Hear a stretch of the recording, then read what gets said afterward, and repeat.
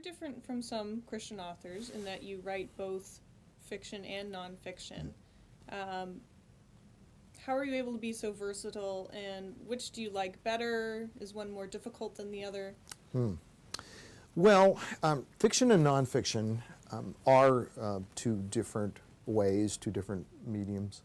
You know, there's a technique in both of them that overlaps. I mean, certainly a concision and good word choice and getting to the point, and there's certain things that apply in fiction and nonfiction, but because of the story nature of fiction, many nonfiction writers don't do fiction well. They're used to kind of a logical, linear type of thinking that doesn't really necessarily fit with storytelling. Likewise, storytellers who do good on the fiction end of things, sometimes they write their nonfiction book and it doesn't, quite work.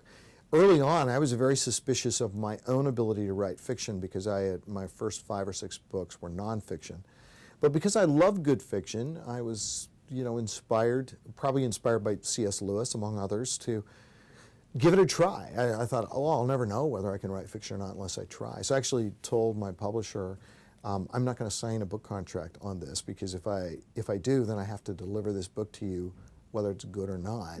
And so I'm not going to do that. I have to decide whether I think it's not going to be the world's greatest novel, I know that. The first novel that you write, is not going to be as good as the 4th or 5th novel you write if you give it equal effort. Some people's first novel is their best novel, but that's because they poured themselves into it and they had a good idea, and they haven't had good ideas since then, or they haven't put as much work into it. But I think you should get better at your craft as time goes on. You can't write your 5th novel first. You got to write your first novel first and then get better at it. That's what I did. My first novel was Deadline, and for whatever reason, God has used that book in countless lives. The number of stories that people have come to faith in Christ.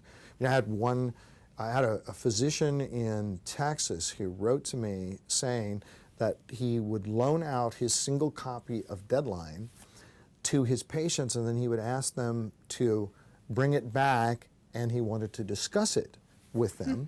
And they would do this, and he said, as a result of 8 of people reading Deadline and then discussing it with them afterwards, he said, I've been able to lead 8 people to Christ who have read this single copy.